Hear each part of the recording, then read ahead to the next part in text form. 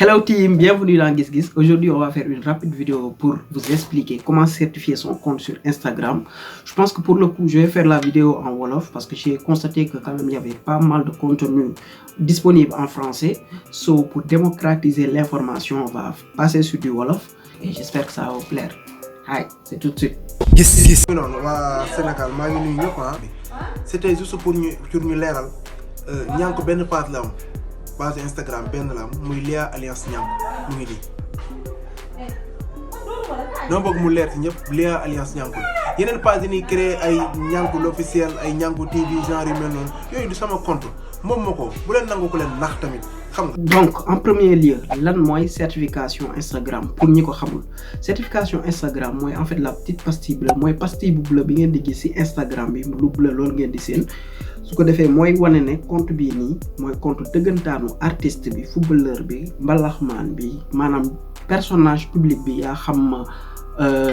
politicien nga yaa xam leneen nga même entreprise yi nga xamante ne soxla nañ wane ne Instagram bi ñooy borom parce que comme ni ngeen ko xamee compte fake yi nekk Instagram bëri nañ ñi nga xam ne dañuy jël turu jàmbur créer ci compte Instagram ba tax na Instagram dafa teg li ñuy woowee certification Instagram loolu nag ngir am ko yomb na yomb parce que ñu ko mën a am j'ai envie de dire ñëpp a mën a am loolu noonu mais nag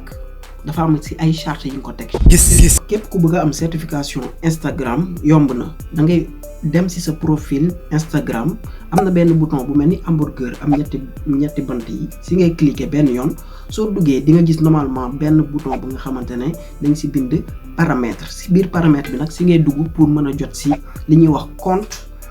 boobu nag moom mooy ëmb lépp li nga xam ne mooy demande de vérification soo bësee compte rek di nga gis ci option yi demande de vérification soo duggee ci demande de vérification bi di nga Instagram dina la demander nga remplir sa tur dëgg ak sa sant dëgg dina la demander également nga joxe ay papiers justificatifs yaa xam sa photo sa carte d'identité la sa passeport wala beneen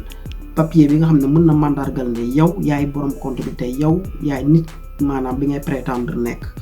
Maintenant il faut préciser que yemul foofu parce que tey soo bëggee am certification Instagram yemul si ne rek nga am papier justificatif yi nga xamante ne mooy wane ne sa compte bi yaay borom dafa laaj tamit maanaam nga doon benn personnage public et que nga mën koo prouver si kaw ay maanaam ay article si kaw ay vidéo yoo def yoo xamante ne en dehors de Instagram dina justifier que ne tey yow nit ku populaire nga. GisGis. Donc su ma jëlee par exemple personnage public Ousmane Sonko Wally Seck Pape Diouf soo tapé seen tour sur Google da ngay gis ne y a des articles qui sortent y a des vidéos qui sortent et c'est cette présence là qui va justifier que Instagram mën a reconnaître compte bi ci kaw ces liens d'affiliation là qui vont venir corroborer qui vont venir maanaam dooleel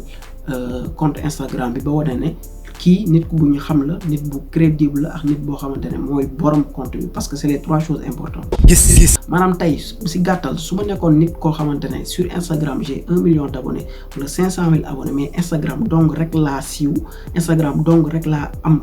communauté j'aurais difficilement en fait la certification et ça il faut le comprendre pour mën a comprendre logique gu certification Instagram loolu nag su weesoo il faut ñu préciser ne compte Instagram bi nga xamante ne tey moom ngay créer yemul également si rek nga créer ko maanaam wane ne yow yaay borom compte bi wane ne également que